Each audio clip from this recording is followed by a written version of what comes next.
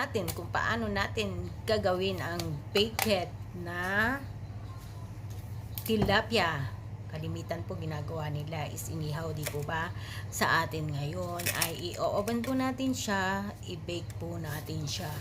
At ayan, nalinisan na yan mga tilapia na yan. Ayan, papakita ko sa inyo. Ayan, malinis na siya. Tinanggalan na lang natin ng bituk at saka sa hasang. So, yan. Gagawin po natin yung mga pinakita ko na ingredients sa inyo. Ayan, kailangan natin mali yan. I-mix lahat yon. So, naisip ko mali. Una kong ginawa, nilagyan ko ng bawang. Hindi po. Ayan. Kailangan i-mix muna natin lahat ng mga ingredients na pinakita ko sa inyo.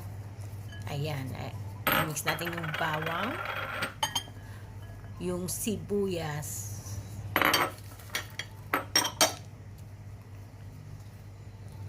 tsaka yung kamatis. Ayan. Haluin natin. I-mix lang natin lahat yung mga ingredients na pinakita ko sa inyo.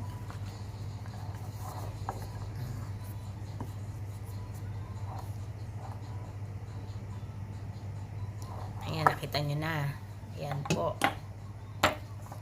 And then, ayan, may lalagyan natin ng paminta.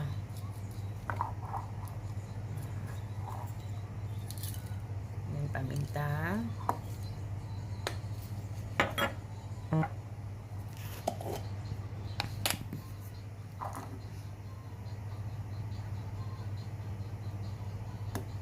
Nilagyan ko rin siya ng paprika.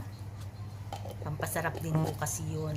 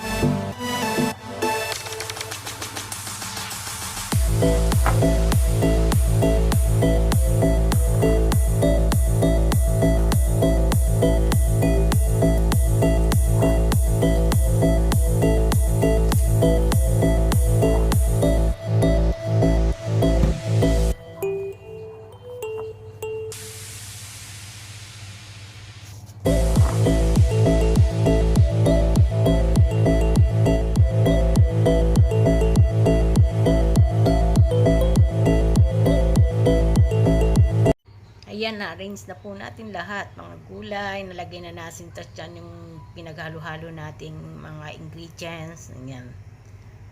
Mukha lang siyang namulaklak, nag-over sa mga palamuti.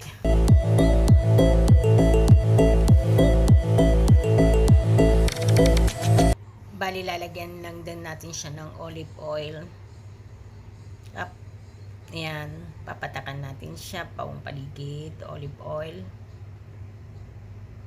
And then after that, pwede na natin siyang i-oven ng for 1 hour. 30 minutes sa baba, 30 minutes sa taas. So, ayan, 1 hour po siya.